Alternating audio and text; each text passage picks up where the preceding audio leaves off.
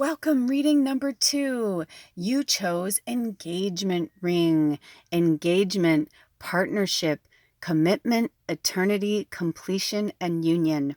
And since this reading is about detachment, I think you know where we're going with this, okay?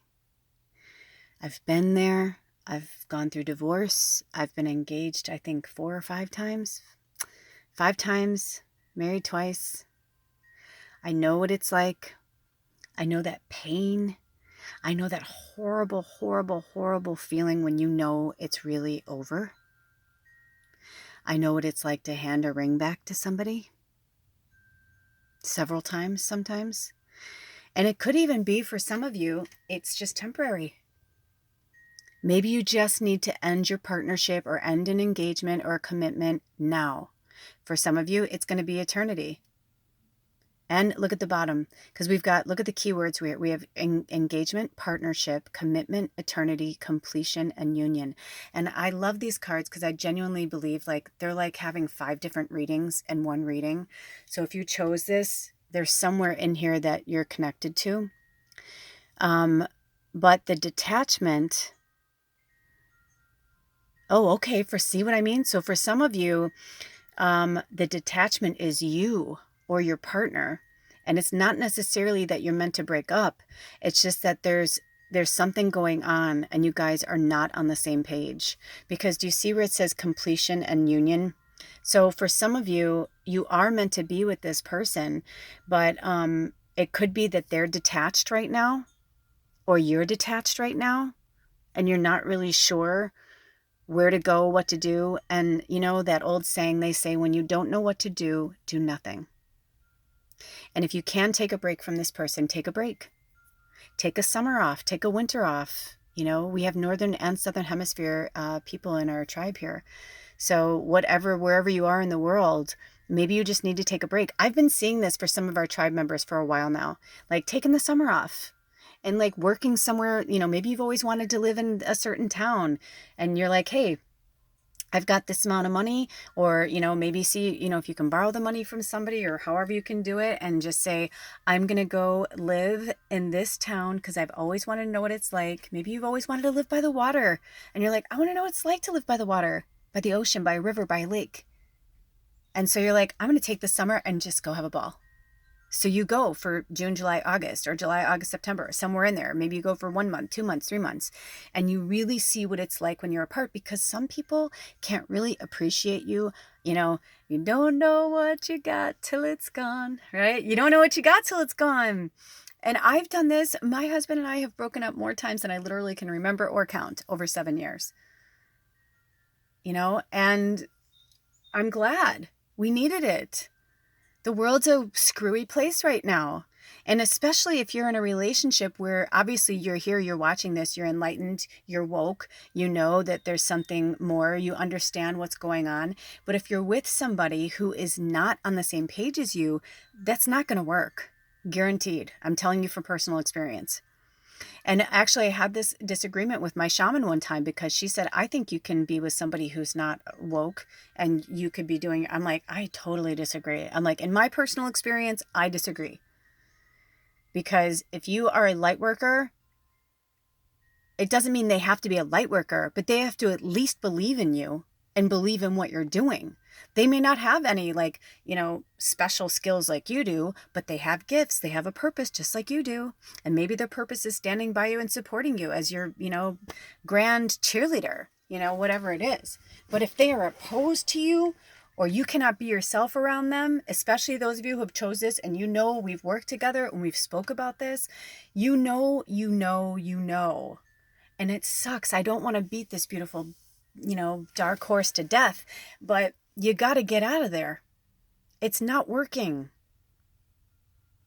And for some of you, maybe it's the time apart that you need, that you will come back together when you both feel complete. When one of you isn't draining the other and there's a full completion there. and then the union can come to be, and that engagement ring will come. But don't force it and don't pressure them. I'm getting this too, that some of you, either you're forcing somebody to like, I want a fucking ring or it's over, or they're forcing you like, I want a commitment or we're done. And you're like, I don't know. And you tell them, say, when you don't know, you do nothing. I don't know why, but this is like, oh, it's the, I was like, what is that? I felt like they wanted me to turn that over. Right? But you need to be as transparent as that crystal. You need to be that transparent with whoever this person is. I've got this I got my big amethyst that was in the beginning when we chose stuff, right? And then I've got an amethyst here, and then another amethyst here, the chevron amethyst. And amethysts are all about healing and addictions. So it could be you, it could be them, but either way, it's for healing. And you guys need time to heal. Sometimes you need time apart to really like heal. You know that saying, you can't heal where you're hurt? It's the truth. So I feel like you guys, you need some time apart, or it's over. And if your gut is telling you in this reading that it's over, at least for now it's over, nothing lasts forever, right? Except for, because even death, it's like, okay, in this human body, when you die, yeah, but you go on. Your spirit, just like the Titanic, my heart will go on. Right? I don't know why I just went into some falsetto. Because I'm not going to try and do Celine Dion, that's for sure. Not right now. But you hear what I'm saying. And I'm not trying to, make light of it, you guys. I've been there. I'll tell you something. I broke up with someone who I thought was my twin flame. I really genuinely did. And I don't know how much I believe and buy into that. Okay. All I know is that what I realized now, all these years later, was that they were definitely a soulmate, and we had been through many lives together. And it wasn't until years later that one of my first shamans that I worked with told me, she's like, you guys went through many lifetimes together. I'm like, no, I feel that, because the sex we had was like not natural. I mean, I love my husband now and we have beautiful, wonderful sex, but like the sex I had with this guy was like it was like nothing I can explain to anyone. And he would say that. He's like, have you ever had sex like this with anyone? I'm like, no. And I was like a bad girl and he was a bad boy. We both had our turn with our share of, I'd been with men, women, I've been in twosomes, threesomes, foursomes. I had seen sex, but we were like, no, it was like magic. And I thought like, there was no way that this person is not my person. There's no fucking way. And they did ask me to marry them. We did get engaged, but like, we went through many years together and we held each other up after we broke up for many years too, while we both were like finding our way. And then it wasn't until I found my husband that I was like, oh my God. Like just when I thought, I think it was like 10 years after we had broken up and I was like, he's still the one for me. Like right now, if the world was going to end, I'm like, I'm running to him. And then I met my husband. And the interesting thing is I met my husband 4 days, or I did a new moon ritual 4 days before I met my husband. And I wrote down all of the things I wanted, not what you don't want. You write down all the things you want. I wrote down all the things I wanted in a partner that were important to me in that moment. And he was like 16 of the 20 things. No shit. And the other things I always joke, because I'm like, I should have been more specific. But it wasn't supposed to be specific, because he's his own person. He's not my personal little fucking robot. You know what I mean? Like, I didn't just like, he's still who he is. And I needed those negative, quote unquote, things, the dark things in him. I needed those things because he helped me become a stronger version of myself and helped me. We walked through the shadow together. And I knew because it came to a point where I said to spirit, I could feel it in meditation, in my spirit work. I was like, I had a feeling like my life was about to change forever. And I knew I had to make the biggest significant changes. So I was like, I can't do this by myself, spirit. I can't do this by myself. I'm like, please send me somebody, and he came, but we fucking went rounds for 7 years. So you don't know what's going to happen. And right now we are so happy. And we went through some dark shit together over the last few months, with the eclipse season and all that. And like we broke up again. And well, we broke up in our minds, like he went his way and I went my way. But then when the smoke started to clear and they were working on their shit and I was working on my shit and we came back together, it was like spirit put us together and they were like, shit or get off the pot right now. You guys got to fucking stop running away and you got to make a commitment. Got to put the fucking ring on it. And we did. And it changed everything because I felt like our commitment was different. We recommitted to each other. we spoke our vows to each other again, you know, by the river, by the place where we got married, you know, and in the place where we got married, hand fasted. And it, you know, it's like, but I don't know, we could break up again. I hope not, but we might. But it made me realize that, like, I can't be attached to an outcome with him or myself or anything or anyone. You know, the engagement ring needs to go to yourself. If you want to get married, marry yourself. Commit to yourself that you're going to take care of yourself. Commit to yourself that you're going to better your life. That makes you happy. My one friend, she got tired of it. She seriously got 1016, by the way, angel number, which is also the number 8, which is the number infinity, right?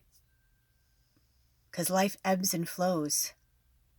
But my friend, she got sick of it. And she had a big ceremony and everything. And she invited everybody. It was the most cool thing ever. It's like one of the, I don't really have regrets, but I'm disappointed that I didn't get to make it to that. You know, but I saw the pictures and it was just awesome. And I was like, dude, you're the fucking shit, man. I'm like, it takes a lot of guts to do something like that. But they did, and they wrote it all out, like the commitment to themselves, and it was badass. And I thought, wow, that is true love of self. So I hope that these messages helped you in any way. Spirit is there. And remember, Spirit said that, you know, we have free will, all of us. So don't try and force something that isn't going to make it, right? I spoke about this in the last pick a reading on the new moon in Gemini. If you haven't checked it out, I highly recommend you check it out. It was really good. It was about the fresh new start. And it's interesting because I almost feel like this, it makes sense because we're still in retrograde energy, right? Because to me, I'm like, this seems like this would have been a better reading before that, but it's not, you know? And even if you watch this first and you go back and watch that, it's like, it's all encompassing. But it's about telling us, and new moons are about new beginnings, right? But we can't really move forward if we don't let things go. So the law of detachment is saying, I don't know, and that's okay. And being in the moment and knowing that the love of self is really, truly the only love you need, and any other love after that is a bonus, just like this reading. Anyway, you guys, I love you so much. All of my information is in the description box below. If you'd like to work with me one-on-one, or if you'd like to contribute to this magical reading, thank you so much, and I'll see you at the next reading. Blessed be. Aho.